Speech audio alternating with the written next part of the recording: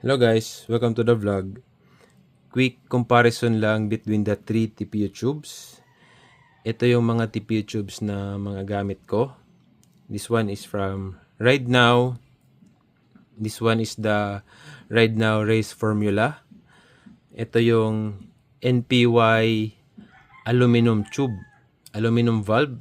Ayan, NPY. And ito yung off bondage na TPU tubes. Ayan. Okay, so first impression ko dito ay all-in-one kasi may kasama na siyang extra layer of protection dito.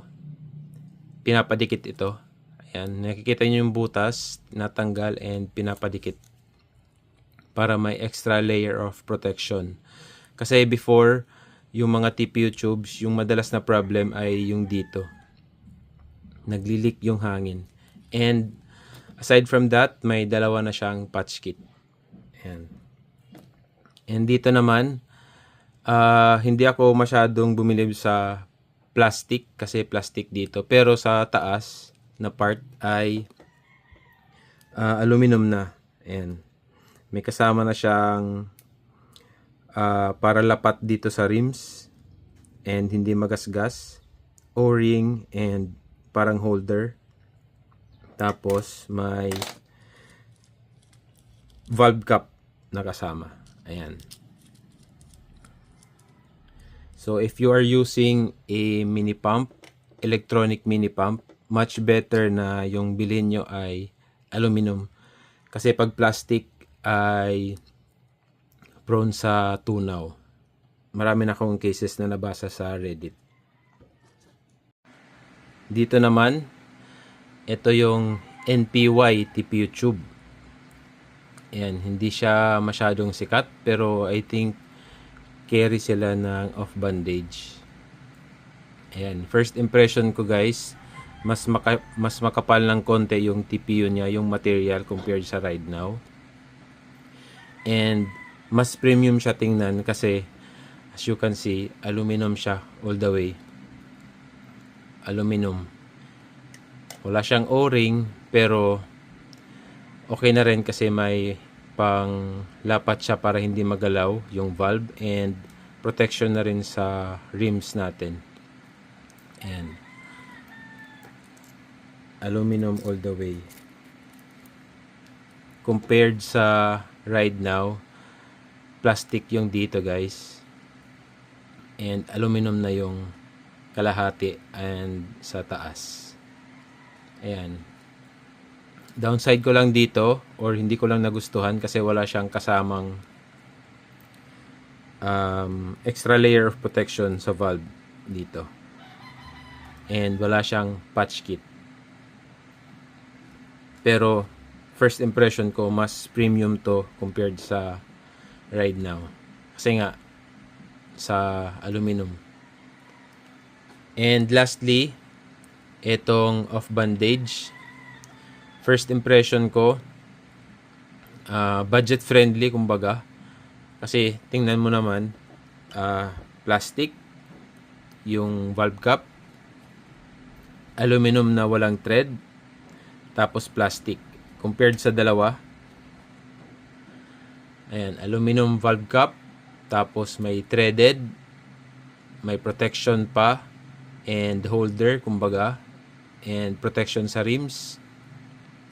Tapos aluminum. Ito plastic pero yung isa aluminum. So kumbaga parang cheap siya kumbaga.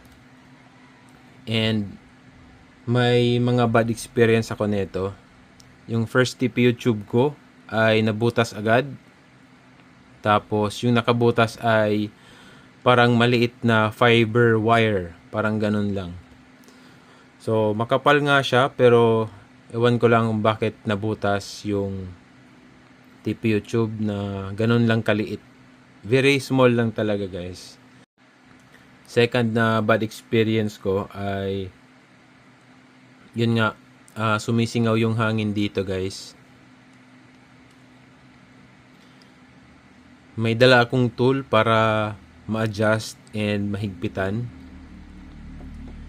Pero eventually ay natanggal siya. Ewan ko lang kung bakit siya natanggal, pero yun yung bad experience ko dito. Siguro yung mga napadala sa akin ay faulty. Kagandahan ng dito ay may kasama siyang ganito. This one ay extra layer of protection dito. Kasi nga, ulitin ko, yung mga tip YouTubes before ay dito yung madalas na nagiging problem. May mga leaks. Anyway, yun yung bad experience ko dito sa off bandage. Sa material naman, ito yung mas makapal. Ito naman yung mas manipis. Siguro mas manipis pero mas elastic. I don't know. Pero ito yung nasa gitna, kumbaga. Sa reliability naman, guys, nagbasa-basa talaga ako sa Reddit. And ito yung highly recommended nila right now. Sabi nga ng iba, kahit yung plastic na valve ay okay na. Pero kung may extra money ka pa, go with the aluminum or yung ganito nila na model. Ayan.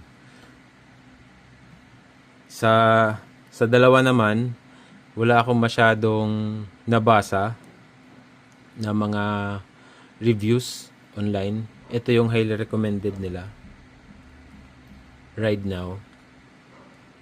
Dito, ewan ko lang kung ako lang, pero I really had a bad experience with this one.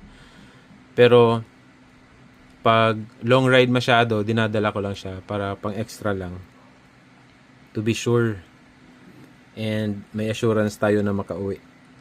So for me, sa reliability, I'll go with this one na. Kasi sobrang dami ng reviews sobrang dami ng positive reviews with this one. Foreign countries and dito sa Philippines. For the price naman, dito sila guys nagkakalayo.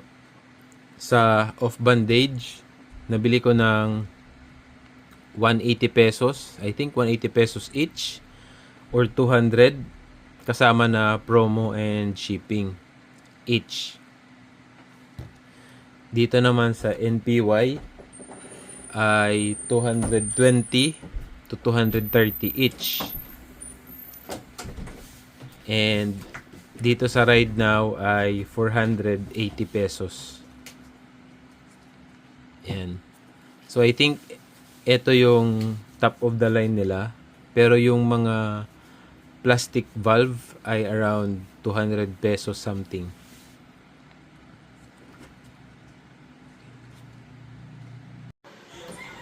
Ride Now TP YouTube 38.6, NPY 38.7, off bandage 39.3. So dyan sila nagkakalayo.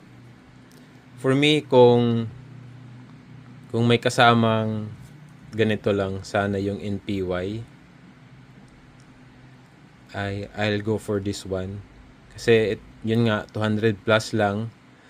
Tapos aluminum na siya all the way.